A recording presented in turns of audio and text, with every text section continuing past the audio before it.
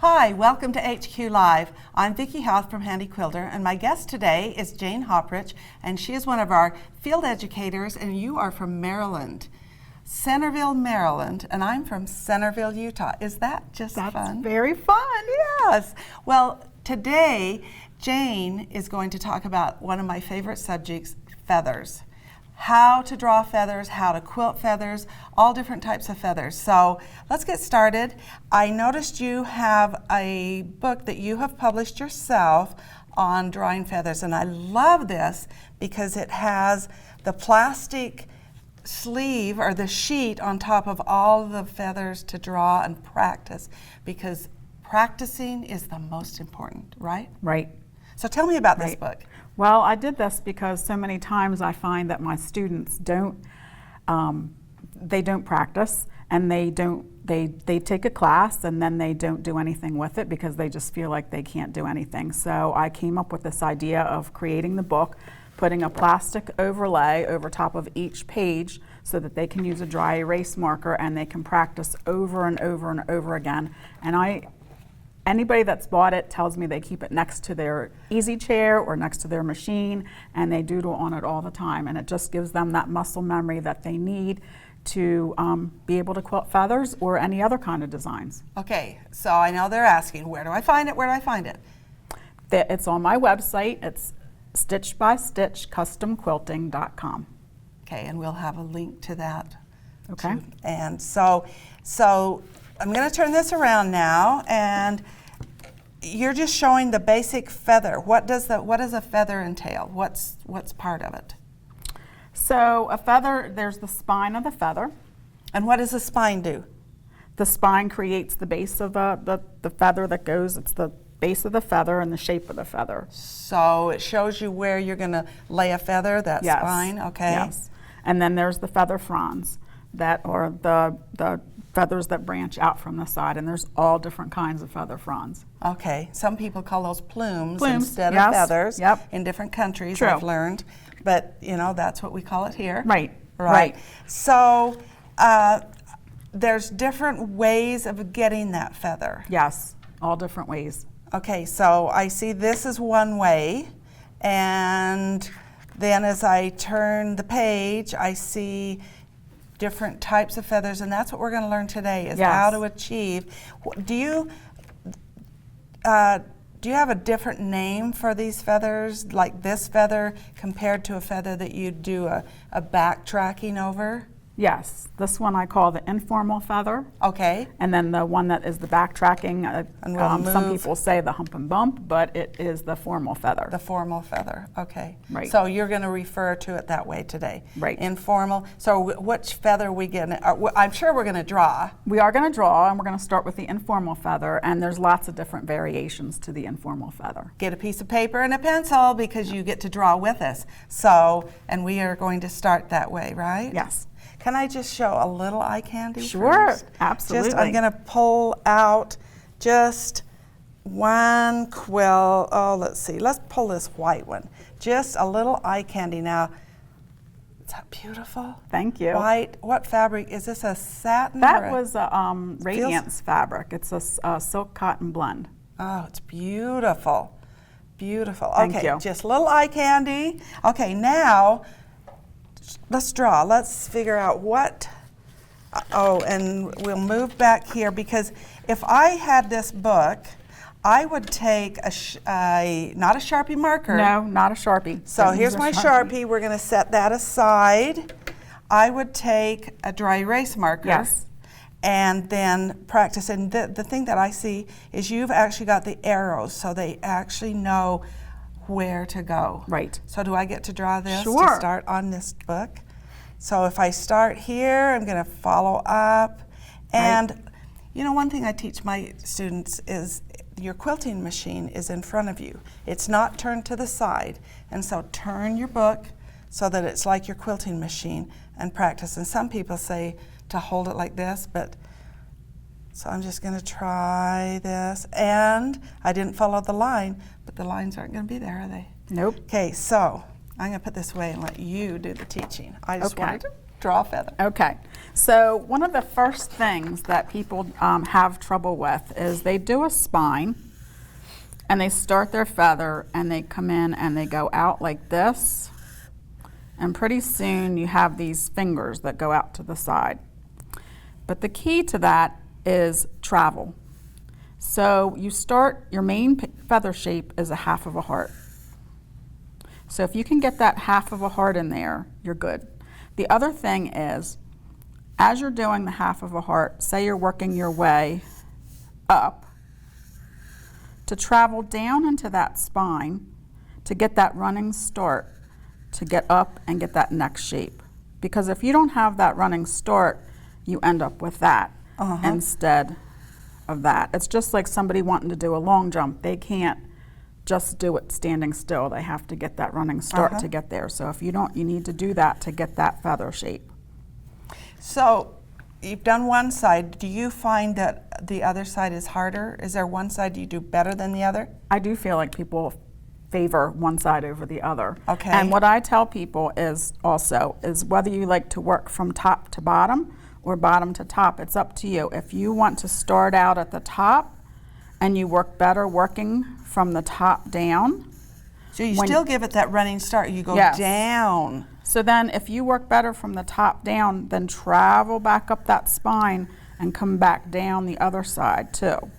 Because some people don't like to come down one side and up the next. They feel they work better in one direction. So just do it in that direction. Okay, I hope you were practicing. Okay, so do spines have to be always curved? I like them curved.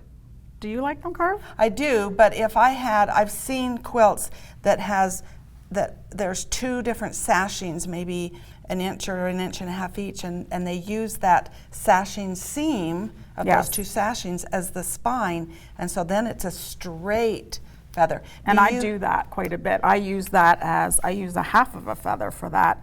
So I'll just do, say, a half of a feather and use that as my sashing design. Do you always add this little line in it? Not all the time, but that was just a different Because I've variation. noticed on some of your samples that you have different things that you've added into it. But so that's the beginning. Right. So let's go back to our book here. And I noticed, so we got past the first page where you added that, and now you've got a loop in here. So do you go back after you've done the main feather and do those loops, or do you do it as you go? I do it as I go. So I start out and I do like that, and then I kind of just add a second one in there. Okay. And it, like, you have to feel what travel path works for you. Just because I do mine like that does not mean that that's the only way that you can do that. Okay. It's kind of whatever works for you. Do you ever do where you do a feather here and then you do a feather on this side and then a feather here? And that's one of the feathers. Yep, that's we do that. That's okay. Okay. So for that one, I usually, because when I do that one, mine tend to go perfectly straight unless I sort of draw in a spine. Okay. And this one creates a spine. So I do that on this side and then I alternate to that side. Oh, okay. And I follow that marked in line.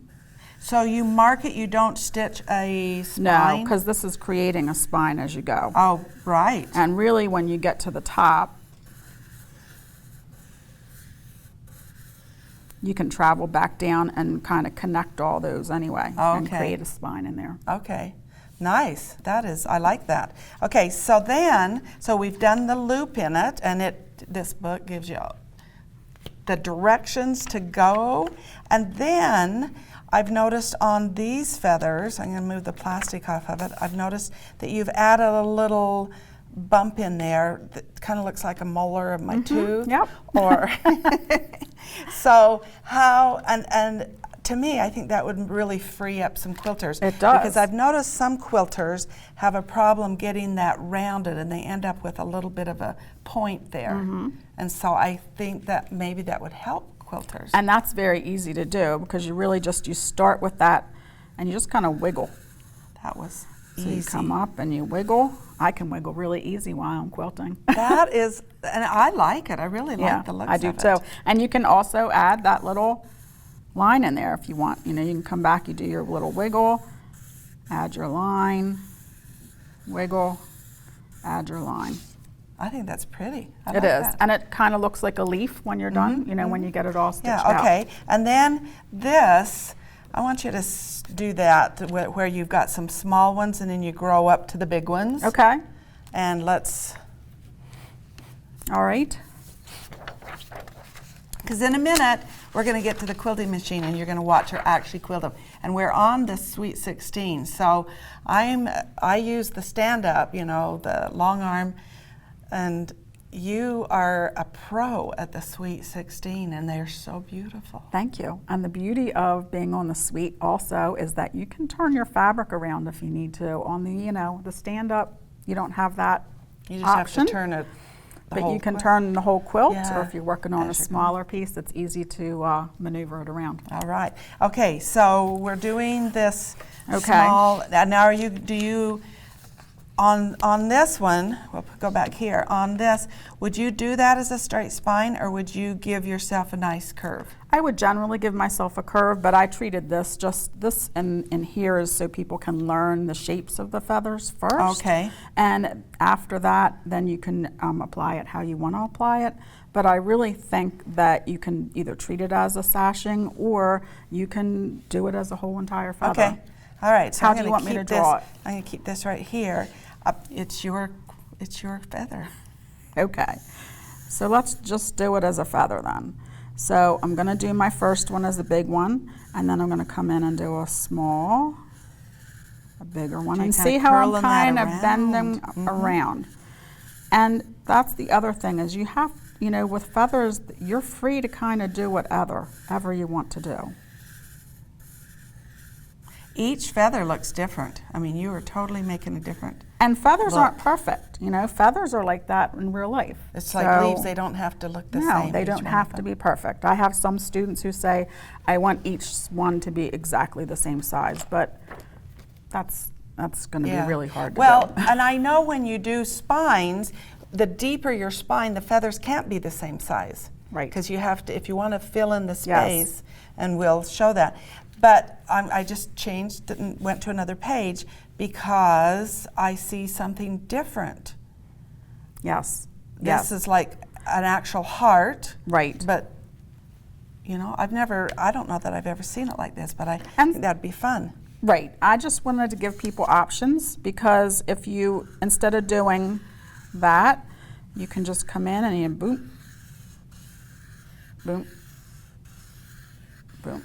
So would you ever consider mixing this feather with these and so kind of random, or would you always do this the same? No, I switch out. Sometimes I add different feathers So in one there. of each or whatever? Okay. All right, so then there's the hook. Yes. Okay, so with the hook, I see that on your feathers, you're doing some backtracking on the previous feather. Yes. With this hook, there's no backtracking. You Nope. just kind of an echo. No backtracking. Yes. You And just I an think echo. that would really free up the quilters. It does. Okay. It does. Let's draw it. Okay. I want to see. Let's draw it. Okay, so let's just add that. So and some people ask me, can they go in the other direction? Sure, if that's the type of feather that you want. I like them to be shaped like this. So you So put a I real curl on touch. it. Oh, Back, but you don't have to touch. That's the beauty of that too. You don't have to have those feathers touch, or you can. It's your quilt. You can do whatever you want with it. That would be so easy to do. It is easy. It's very easy. And if you use the width of the hopping foot to help with that echo, then it's pretty much the same echo the entire time. Okay, I'm actually going to bring up a sample, just a sample of things you've quilted here. So we started with just this basic feather. Right. Add that little spine or the vine in it. Vein. Add a loop. Then we've got that little hump, double bump. Right. With the vein without. You can see the difference in the way these feathers. This is that heart look, the hook. Now that's a little different. A small hook with a large hook. Right. Okay, so I think, we've got a lot of others, but I think we're going to stop right there and bring some fabric in, and let's watch you quilt. Okay. Are you going to quilt just straight right now? You're not going to put a vine in it, or a spine? We're going to do a few we'll of them start straight. the basics. Yes. And that's what I teach, is let's start just on a straight line, and then we'll teach you how to put the spine, because we got some tricks for that too, don't we? Yes. All right, we'll bring some fabric in, and we'll get quilting. Okay. All right, we've got fabric set up here, and it's kind of large.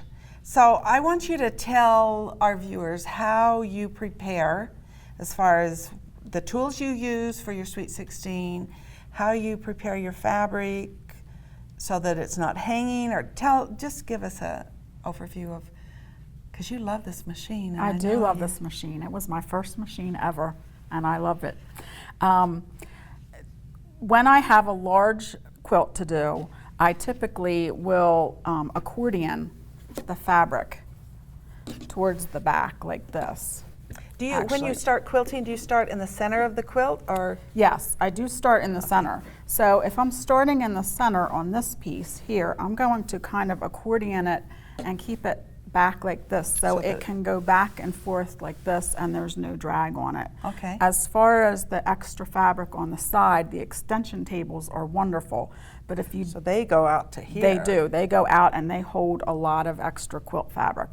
If you don't have the extension tables, you can just maybe put an ironing board that you can lower to that level, or something that will help keep anything from dragging off the side. Because if there's fabric laying down on the floor, it creates too much drag, and you're really fighting with the fabric to try and get it to quilt. Then you can't quilt as long, No, you because can't you get quilt. shoulder pain. Yes. And your stitches aren't as smooth because you're jerking the fabric and everything. So. Okay. So what about in your lap?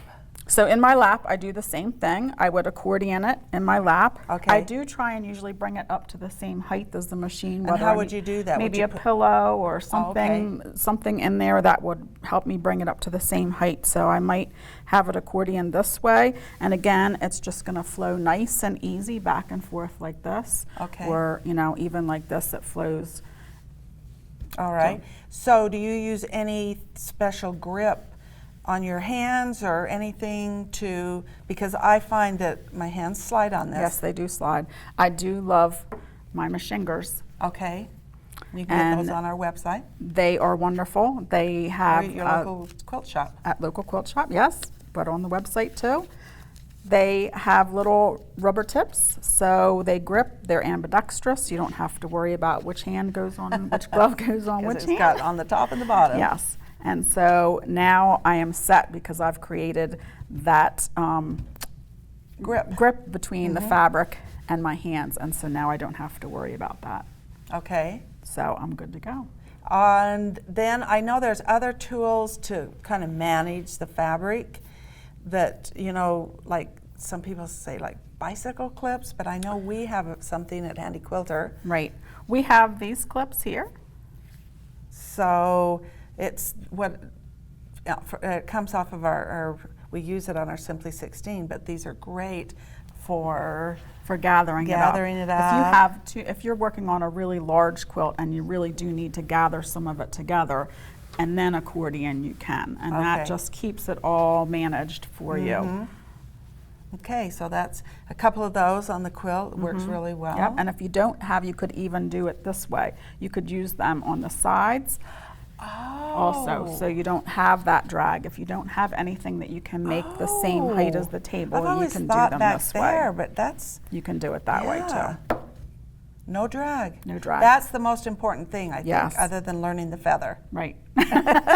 Right. Okay, let's learn the feather. Okay. We'll put that aside. So the first thing you're going to do is you're going to do just the basic feather. Okay.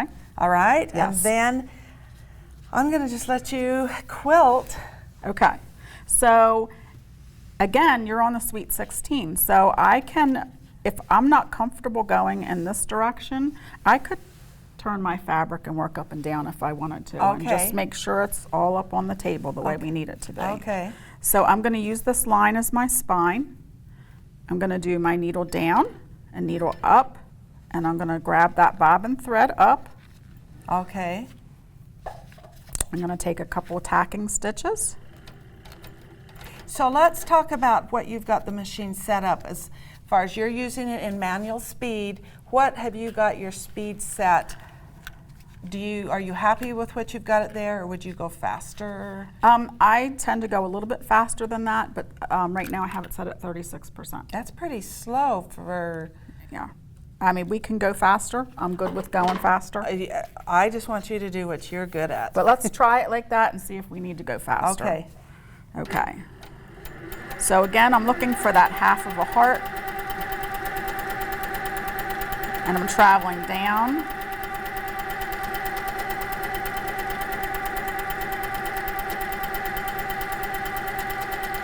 I'm kind of following the one before it to get that shape. Okay.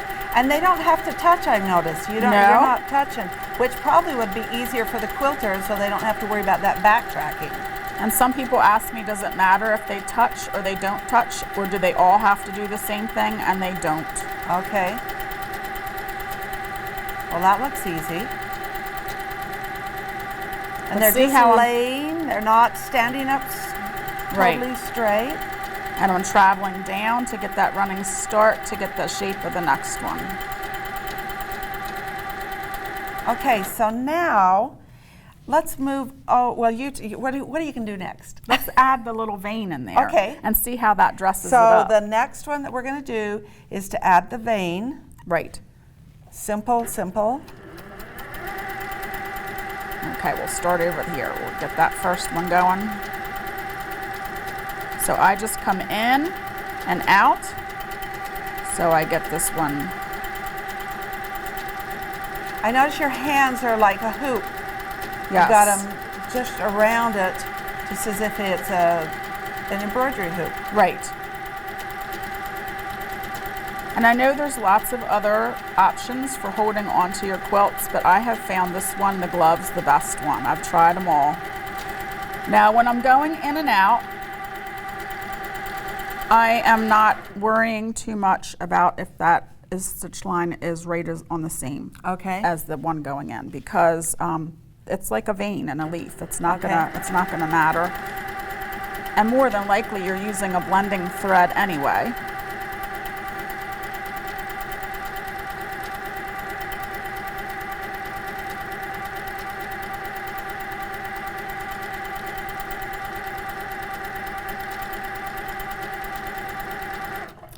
Okay, so the next thing we're going to do is just go ahead and add that loop to it. Right? So if well, you tell me what Yeah, you're we going to can do that one too. Or do Yep. you want to move on to something else? No, that's fine. Let's add the little Add the loop in there. Okay. I need to. So you're going to go needle down, needle Needle up, up, and pull pull that- that bobbin thread up. Always want to pull that bobbin thread up to the top. Absolutely. It's important. Especially if you've got a huge quilt on here, you don't want to have to turn that over and cut the bobbin thread. No, and I didn't know that at first. So, Oh, really? Yeah, so that was, yeah. So Well, that's a good thing to learn today. It was then. a very good thing to learn, yes. Okay, so I'm going to start. I'm going to speed this up a little bit. So you're up to 40? I'm going to go up to 40 now. So I'm going to do my half of a heart, and then I like to kind of follow the top and come back down. Okay.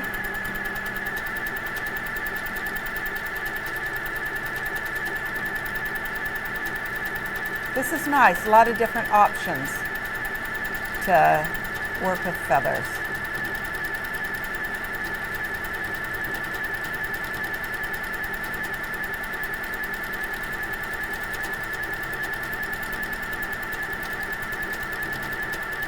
Do you ever forget and move on without putting that loop in there? Yes. And how do you solve that? I think you can either travel back down, Okay. and put it in, or just skip that one, and it'll be a little different. And so if you do that more than 3 times, it's That's a quilting right. design. Absolutely. That's what I Okay. tell people all the time. If you make a mistake, do it a couple more times. It becomes a new And it was design. a choice. Yep. So there you go. Okay, so the last one, well, I want you to do just this That's bounce. a fun one. I love and that then, one. And then maybe move into the hook and see how easy, because then I know we have some other feathers that we're going to learn. Okay. So let's go over here and we'll start here. We'll start fresh. Let me Arrange my quilt. Okay, so we're gonna work this way, and here's that little, see how easy is that? Just go, whoop.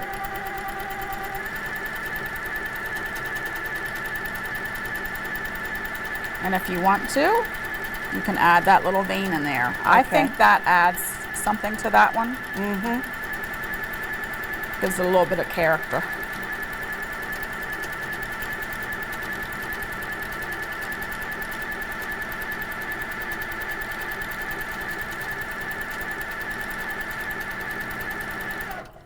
Do you ever make your vein longer up into it, or do you pretty much keep it about that length? I usually keep it about that length. Okay. But if you like it like that. I don't yeah. know. I don't know. Maybe we We should could do try one. and Let's see try how one and that see what looks. happens. So you want me to go all the way up? Well, not touching the top, Okay. but maybe up higher and see. I don't know. Looks fine. You could do both You could. in the same quilt, and it would be great. Absolutely. Just to give a different look. Yep. Okay, the hook. Okay. And then we're going to move on to some other feathers. Okay, I'm just going to travel back down this Okay. way.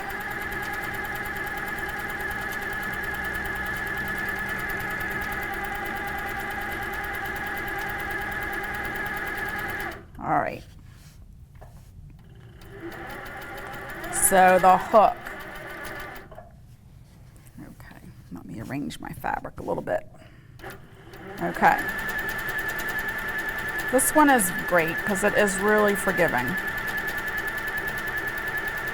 No backtracking at all. Nope.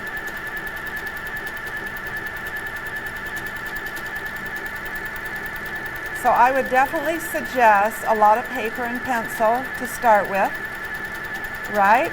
Yes. And then practice just like you've got here, whether you're on a long arm stand-up machine or whether you're on a sit-down or on your domestic machine, you can do this. Right. You can do a little one. Oh, a little one. This works well if you have a really big space to fill in. So you have a wide Oh. border, but you feel like It needs a it little bit leaves of a little bit negative more. space. I'm all about filling in space. Uh-huh. My customers tell me I quilt everything to death. I know So- people that do that. I think that's kind of the trend right now in a lot of quilting, is to put a lot of quilting, backfill. Right. Now, That is awesome. I love that. over here I crossed over a little bit, and some people they would panic about that, but you're never going to see it. So you're not going to take this quilt to the customer and say, oh, by the way, No. right there, I crossed over. Sorry, I didn't want to unpick it. I never point out what I think is a Right. mistake. Because they don't notice. It was Yeah. my design choice. That's right. Do it 3 more times, right? That's right, absolutely. Okay. All right, so let's go back to our paper and pencil. And because I know there's a different type of a feather that a lot of quilters are using, and you would call this the informal feathers, all Yes. of these. Okay, so then I'm going to move the page, And these feathers here, they have what we call a back track Right. over them. And they're called Formal feathers. formal feathers. That's what I call them anyway. And that's what a formal lot feathers. of people in the Right. industry call them. So if you see that. So let's take your paper and let's... And if you, can we show the white quilt again? Absolutely, Okay. because I love it. So you can see the feather wreath on the formal feather has, it looks like they go into each other instead of And it next. has your hair on it. It goes into, the feathers go into each other or lay on top of each other instead of being next to each other. And I think that's the difference between the formal and the informal. Okay. Because and all these, of this was done. Yes, yeah. You can see how they all kind of blend right on So there's in. some backtracking, and you've used the same color thread, and probably not a real bold thread, not a heavy thread. No, it's a fine, Fine thread, yeah, so that you really don't notice that backtracking.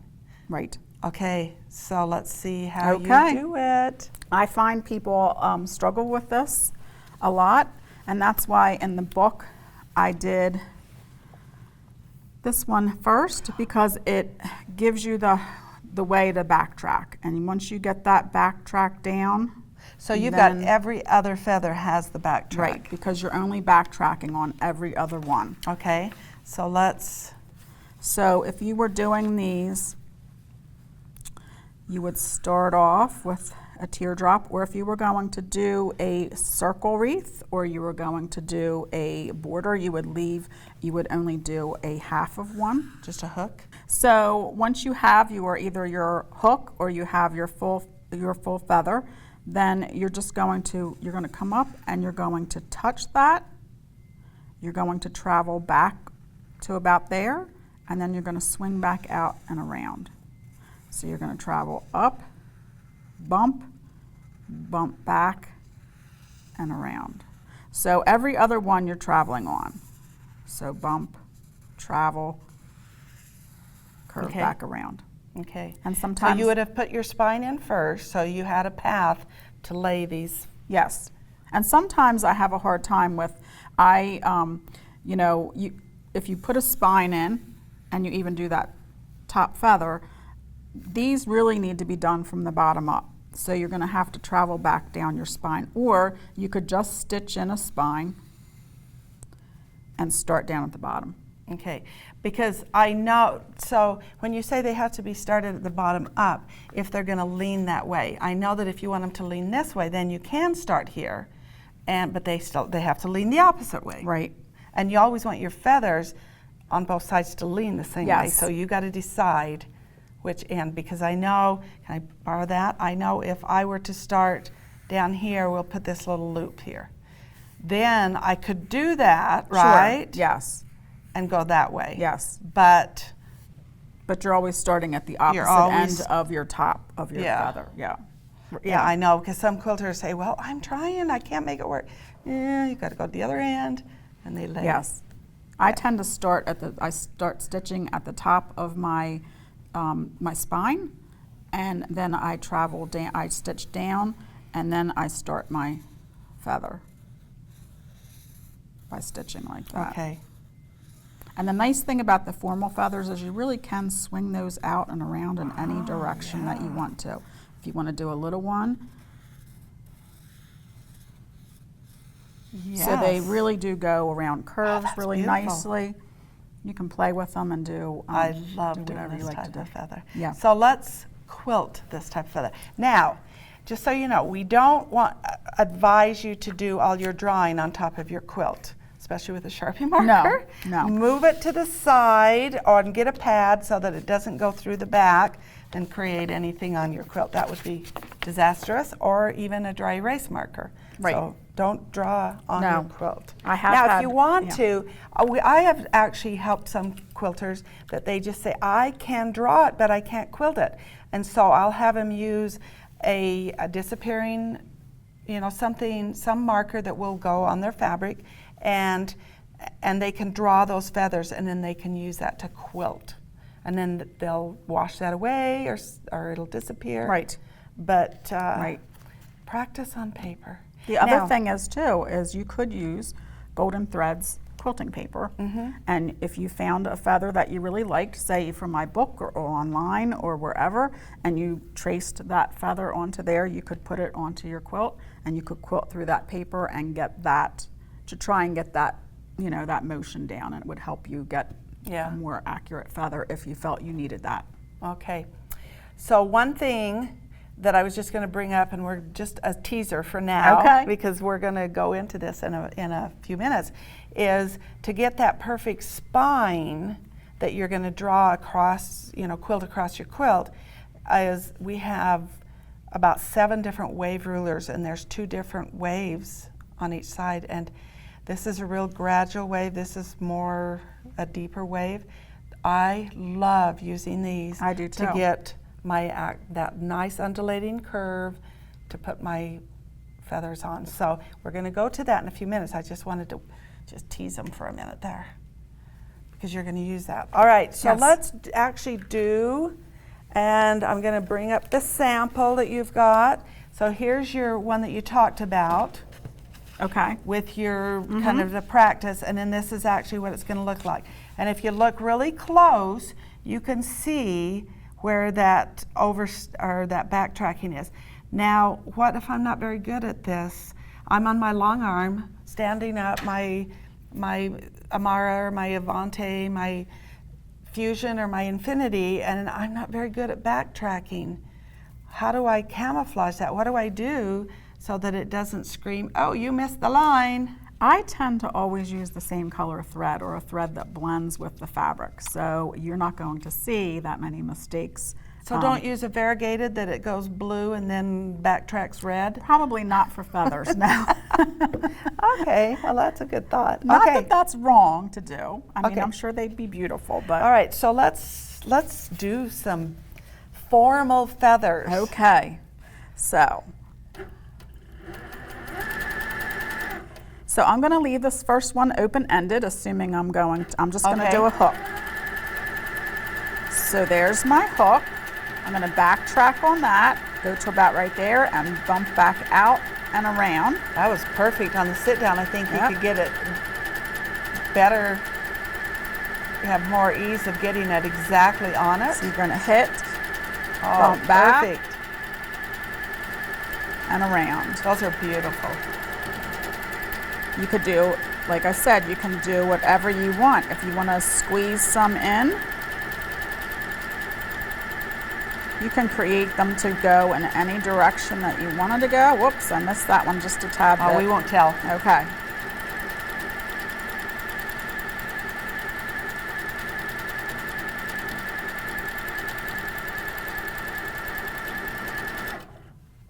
Oh, pretty. Perfect. Would you put a vine or vein in these? You could if you wanted to, but I would have to almost come back and do that. I tend to sometimes. Oh, because you're every other one. Every other one. So if I did that, I would have to come back and do it later. I would have to maybe as my way back down the spine. But I don't like them as much that way. Okay. I like them here, but not as much in the formal feather. I agree.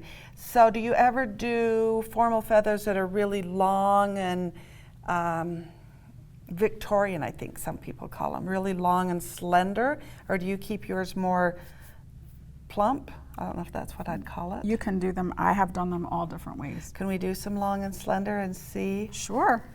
Did I throw you a curve? Yes, that's okay. Because I know there are quilters that do really long and and then there's others that like use a quarter, and they all have to have that same shape at the top and the same exact size. Okay. And doing this type of feather. So I'm going to just do the whole thing. Oh, you're going right off to the side there, and I'm going to travel back down. Okay. So I'm just going to do this side for now. So a long, slender feather. So I'm assuming that you mean, let's see. Oh, thin.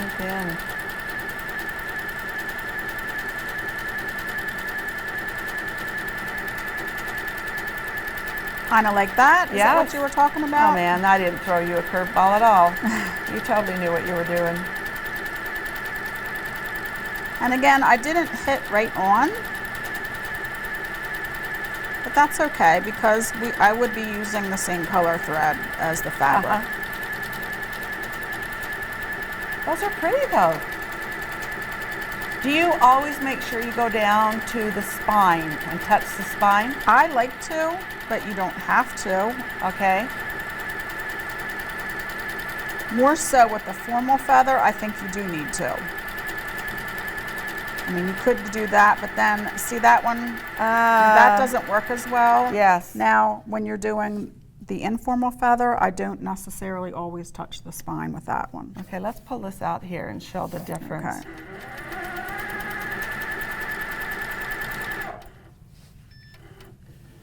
Whoops. Oh. Yeah, see, I agree with you. I think it needs to come down. Yes. But I guess it's the quilter's choice. It is. You Absolutely. know, she can do what she wants. Yes. Okay, all right, so now I know some quilters, rather than doing the round plume, they would rather do points, more fern-like. Yep. So I'm gonna just bring one up here to show. And also you can add curls to it too. You can add curls, yes. Okay, but I see this, and I've seen this done with the curls as well. Can I challenge you to do this with adding curls? Oh, sure. All right, let's do that and just Okay. show what the different types that you can do.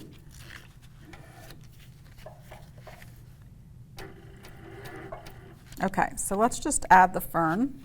Should we take a little extra thread away? Yes, absolutely. I'll be the guard of that thread. Okay, thank you.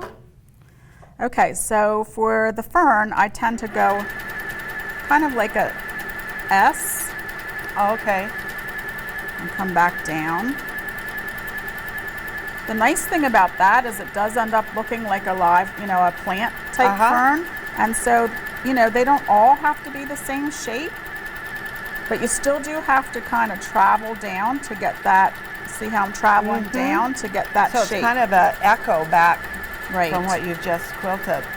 Now, so do So we get a you little want to add in a little like, curl? Oh, look at you. I knew you could do it.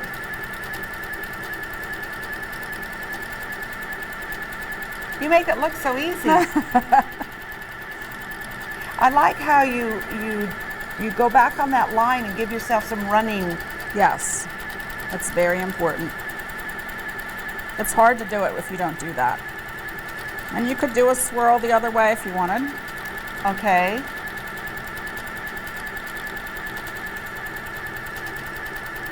Okay. All right. I really like what we're doing here. Some awesome quilting. And you know what? I like this long, slender. And can you do the really short, fat ones too? Mm-hmm. Let's do that over Okay. there and see the difference between what you've done here and the short. Okay, and are we doing the formal ones? Formal, yes. Okay. So so you mean like just kind of, Yeah, you got it. Really short, yeah. Like it would be a quarter size or, you know, some circle, yes. Huge difference.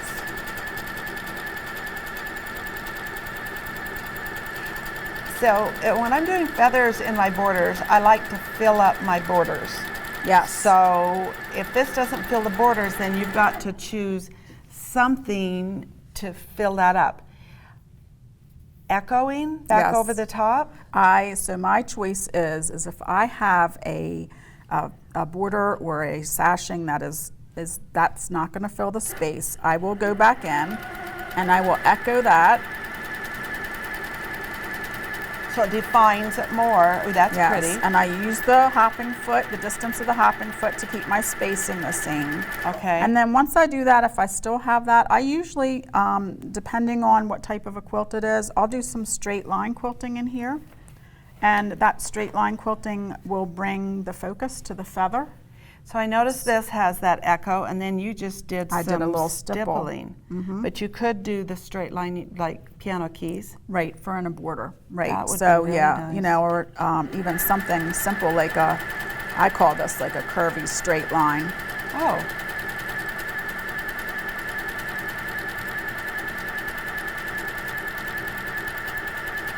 So that, what happens is then the eye, because it's straight lines, the eye comes right to the feather. But you've filled in that space, and if you quilt like I do, I have to fill in every space. Every space is filled in, but it's beautiful. Thank you. The echoing there that we've got. Okay, I see that we have some triangles because you can put feathers every place. Yes. And so I'm going to bring this sample up and show different ways to do feathers, but you've got it in triangles here, and you've done all the different feathers that we've worked on today. Yes. You really have them all in there. So to me, when I think of feathers, there's three components. There's the feather, there's the spine, and there's the boundary. So your boundary is your triangle. Yes. And your spine for triangles is actually the seam line, isn't it? Yes. And then your feather. So those are your three that you're working with. And as we move on to other shapes that you put feathers in, so your boundary is your block. Yes. Your spine Is the circle. is the circle, and with this type of a circle, you have a lot less feathers in here. Yes. And that's sometimes a hard concept for people to get. We'll go there Right. in a minute. On this one, you've got your boundary. Where's your spine? Right there, that little dot in the center. The dot, and everything is based Yes. on that Yes. Yep. spine. And so here it's got a little Little larger. swirl, like a swirl almost. I tried to do in there. And on this one, you've actually stitched a spine in there. That's one of my favorites. Okay. To do. Where's your spine here? Right here. Again, Right, just that dot. Right, that Okay. dot, and I did this twice, one on each Okay. side. And then your spine here is the same as The your sides, boundary. Right, yes, So as we go here, this we say that's not necessarily the spine. That's your spine, right? Right. Again in that circle. yes, The same here. Okay. So you got to decide where that spine is, where everything comes out. yes. All right. Let's do some triangles and just do the two different types, your informal and your formal. Okay, All right, so the two that I think we're talking about doing in your triangle is your informal feather yes, and your formal formal. feather. okay, So the spine, yes. same on both, boundaries, and then let's do the two different. The one thing to remember with these is that you're building your feathers up to fill in that triangle and then Going back down. back down in both of them. So as you're working here, you have to plan to have Yes, a feather there and not a half a feather. right, So I'm going to turn this as the way you're quilting, and Okay. that's the way you're going to quilt it. yes. Okay. All right, I'm Okay. ready. Okay, here we go. So this The is informal. the informal feather first. I'm going to bend those up to fill that space.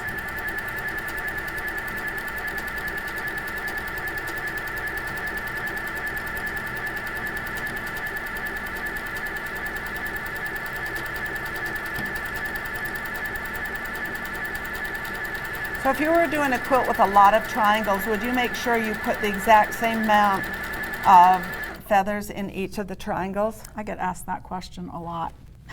No, I don't. I do not worry about that. Okay, I just There you go. and yeah, she's the expert. yeah. Unless you feel the need to have to do that, but I don't. It's freeing. Just let it go. Okay, Yes. So the next one for is your formal feather. is So the we do formal the feather. hook. So I'm just going to start with a little like teardrop there. Okay, And then I build off of that. so that's when we're going to do that backtracking. Backtrack. Swing around. Bump. Backtrack. swing Wow, around. you positioned that perfect. It doesn't always work out that way. Perfect tall one up in the corner, in the point.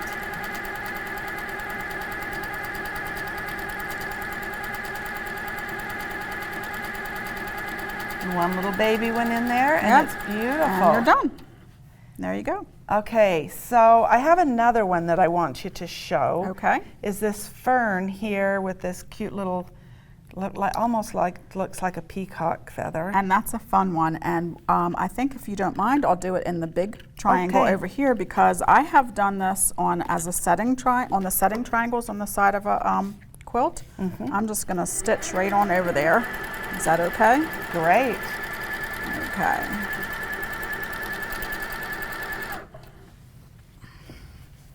Get yourself Rearrange arranged there. my quilt. And that's the one we're going to do in that triangle right there? We're going to go over to this triangle here. You're going clear over, Yes. wider even. Okay. Yes. To try and get it, because you have setting triangles on the side of a quilt, and not everybody likes the formal feathers or a feather half a so circle. let's do a reminder. This is what she's going to do with the more of the fern looking, with a cute little curl. So first thing you're going to do is going to start up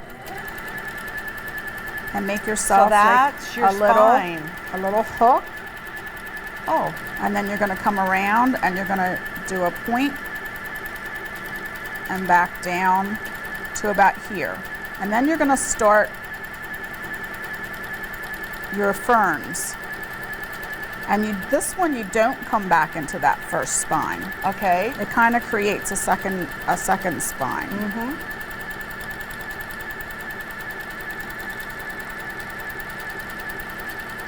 See, I would have thought you'd done that hook last, Oh, okay. but I love that it's there so that it got its position first. Right. And then you fill it in with the spot, with the Right. ferns, and then travel along your line. And then you come back up to this side Okay. and you start.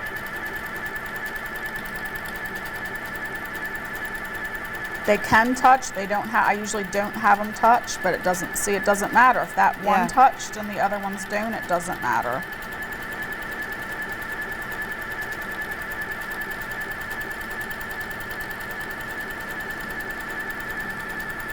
That's a good feel for a setting triangle.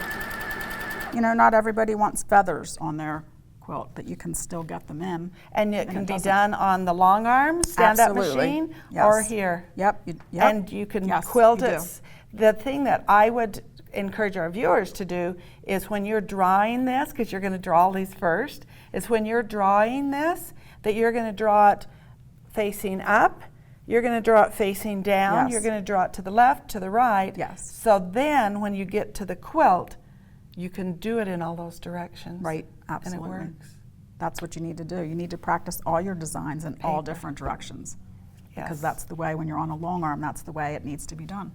Practice. Yes, An hour of practicing for a half an hour of quilting. Sure. When you're sitting there talking on the phone to somebody, draw. When you're watching TV, draw. I tell people to doodle all the time. If you doodle all the time, you'll not have problems with quilting. Yes, yes. Okay, so one of we're going to now go to our ruler and show how to use that on the sit down. You can use this on your long arm as well. And this one is wave D, so it's a very gradual wave. And with the sit down, I notice that we have the ruler grip. Absolutely. So important. Absolutely. It is very important. So let's, Okay. where are you going to put this? How about if we do it over on this, let's find a spot. We could be doing this all day, you know. I know. There's so much we could share. See, there's feathers or, yeah. Because we have some eye candy here. And before we do the wave ruler, I want to show a sample that you have made up that you use to show all of the wave rulers that we have. So you can see the different depths of this. These two are the A ruler. Yes. And then the B. And you can see the difference. And as we come down here, moving down, this one has quite a smaller but deep. And then, I love, love, love what you've done with this. Look at these fun loppy feathers. Right? Yes, and a curl added here. This is a real deep one. Yes. And that's more of a challenge. So as you come down and then come out of it. Yeah, you do have to swing those feathers around and try and plan for that. And look at that. Isn't that a fun one? Adding, so you made a wider, 2 spines. I did. I used the distance on the ruler. Okay. And I created a second spine so I could add the pebbles down the middle. Yes. And then you've echoed around this as well. An echo adds a lot to a feather. So these 2 feathers, this is your F feather. Yes. Or F wave. So you get those, I like those. Yes. Okay, and that would really fill in an area. That fills in a big area. That's great. All right, so let's just see, how do we use this wave ruler? Okay. And you quilt this before you start the feather, so you know where to put the feathers, right? Yes, I would do that. So this is your border. This is and my we're getting border. all of our fabric situated so that you just going to accordion that a little bit, make that work. Nothing hanging off. So I'm going to just drop my needle and pick up that bobbin thread. I'm going to place, let me take a couple tacking stitches. Now, they have, on these rulers, they have a needle stop button or needle stop line. Okay. So that is where you want to place your ruler. Okay. On there. And I just use it and I kind of slide it along. Ruler work is a slower process. So we have the shore foot, which we didn't actually even put on here because we're going to go back into the rulers. But the shore foot, when you're using especially thicker batting or double layers, is so wonderful to have. And I actually have one right here. And this is a higher profile of the circle so that that ruler is not going to hop over the top. And it has your scoop out so that you can, depending on the orientation of your machine, you can use that. We didn't put it on because we're just going to hurry and do this and then do feathers. But I always use this whenever I do rulers, so we probably should have put it on. But we're telling you today, use your surefoot. It's nice. It's nice. It really is nice. But this is a real flat. Yeah. So I'm just going to continue down, and I'm going to make sure that I'm walking my hand along to make sure that that grip tape. Sometimes you do have to stop and reposition, especially on the stand-up long arms. You don't have to do that as much because your fabric's already there and secure. So if I wanted to continue on, I would stop at the needle stop. Okay. And then I could reposition my ruler right there again at that needle stop, and I could move right along. And you'd have that wave all across. And I'd have that wave all the way across. Okay, so now let's go ahead and let's do feathers. Okay. With the what kind of feathers do you want? You want formal? I want you, I want you to do, let's say half of it's got to be formal and half of it's got to be informal so they can really see the difference. Okay, how about if I do the formal on this side and the informal on this side? Okay. Can I do that? I'll let you do that. Okay. Because I know how you're going to work this. So you're going now in the opposite direction that we've done, which you can do. And I didn't backtrack really well on that one. But you could do them all like that. I could if I wanted. Where I could just fix, go back and get it right. And you're not going to be able to tell. We are our own worst enemies. And normally you don't use such a high contrast color of thread in your stitching. Those are looking so pretty. Thank you. Okay, so I actually want you to stop. Okay. Go ahead and do that one. I want you to just quilt back down and do the other side with formal feathers. So they can see formal how or informal? Formal. I want them to see how they look together. Oh, okay. And then you have to do the Oh, okay. So you're changing things up on me. I know.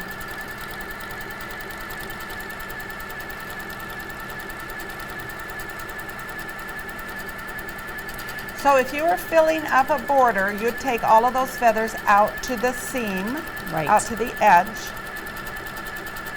If you were not filling up a border, you would make shorter ones. You could.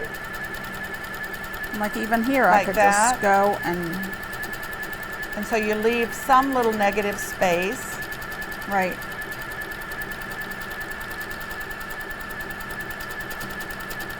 I like that. That looks nice.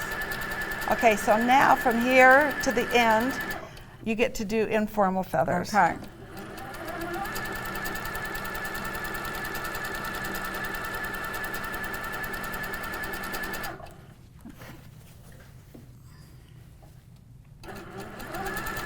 Why did you just do that? I needed to reposition. I could you feel feel a the drag. drag? I could feel a drag somewhere, so I just wanted to make sure it wasn't hung up on Okay. anything. All right.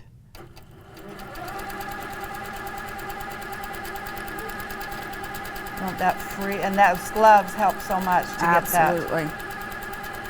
I fought wearing gloves for years Do they until make I you tried hot? these. Yeah, not these. I've tried other ones that do. And these you can kind of, you know, if you want to fill in a spot, you can, and you can swing them back around. Okay. It really is the quilter that gets to decide how she wants those feathers to look. Absolutely. You know, there's not a hard, fast rule that they can't just do their own No, they're your feathers. interpretation of it.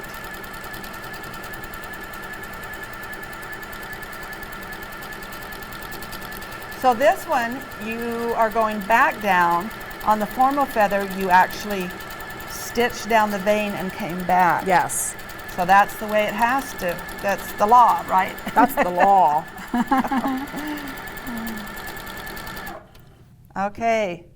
So there's the difference between the two. Mm-hmm. That's beautiful. So these can be a lot more whimsical, I think, than your Yes. formal feather. Yes. I think it just depends on how you want to use it and what the, you know, what kind of quilt it's going on. Okay, we have some eye candy. Okay. So we've already seen your waves and we've seen all the fun things here. I'm going to put that aside. Okay, let's show some of the eye candy, some of your beautiful Okay. quilts. So we've seen this one and how beautiful this is, the different, you know, here's a triangle that you actually left some open space there to put another feather in, and we'll leave that there. And then I'm going to move. Oh, this is beautiful. Tell me about this. So this was a challenge. There's a group on Facebook called the Long Arm Learning Curve. It is for Handi Quilter people, and it started over in the UK. Okay. And they had a challenge that we used two contrasting pieces of fabric and came up with our own design. And we had to use this color thread on the peach side and the peach color thread on this side for main parts of the quilt. Okay. And it actually hung in shows over in the UK this past year, so that was kind of fun. That's beautiful. Thank you. You've got some nice curls going here. You've got, oh, that's beautiful. Okay, another one. Tell So me that about was this. my own design. I like to design whole cloths, and so that was one that I designed and stitched out, and I love feathers, so I do So feathers. basically, you've got your triangle feather here, but you had a little bit of, you know, a little bit of a different shape. Right. And this, and you use, for these feathers, this is your spine. And the beauty of the feather is you can fit them in anywhere because they curve Oh, and you've curl. got feathers here, just a half, Right. just one side. Beautiful. Thank you. Okay. And tell me about this On this one, I did a formal feather in the middle, and I just used the These are outside these as long long feathers. Yes, long feathers. That Victorian type Yes, feather, they say. Right. And I just felt like it needed something to finish off the corners. Oh, perfect. So that's, yeah, feathers work for me. Feathers, I would quilt feathers in every quilt. Okay, so you've got one block left. Okay. It's actually a square block. So we're just going to let you quilt. What are you Okay. going to do? I'm going to do the, just going to show you how to come in. Sometimes you don't want to start in the middle because you have to break your thread and restart in the middle. Sometimes if you have a lot of blocks, you just want to start in the corner, and we're going to show you how to get a feather in there. Okay. That's a fairly Let's do easy it. one. Okay, so you're just going to come in like a question mark.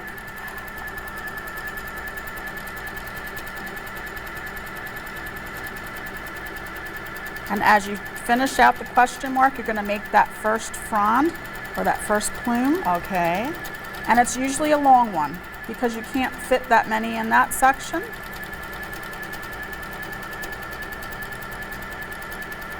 And then you're just going to finish down that spine.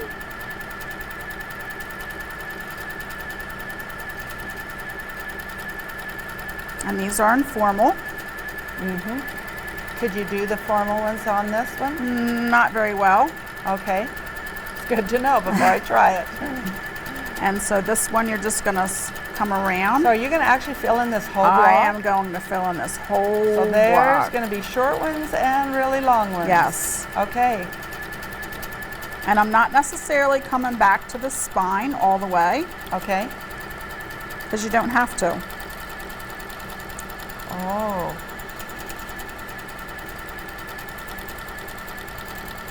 You have to think ahead, don't you? You do. That is really nice to fill in a square block. Yes. And it's nice because you come back out at that same corner, and then you can just travel on to where you want to go without breaking your thread or having to stop and create a stop and a start.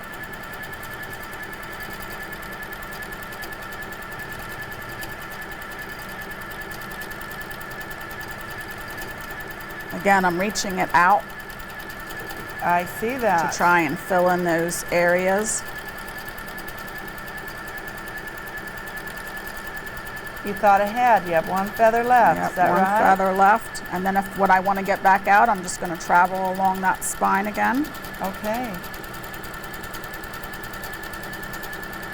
Well, Jane, I am so excited about all that we've learned today. Thank you so much for joining me. Thank you. And join us next month for another HQ Live.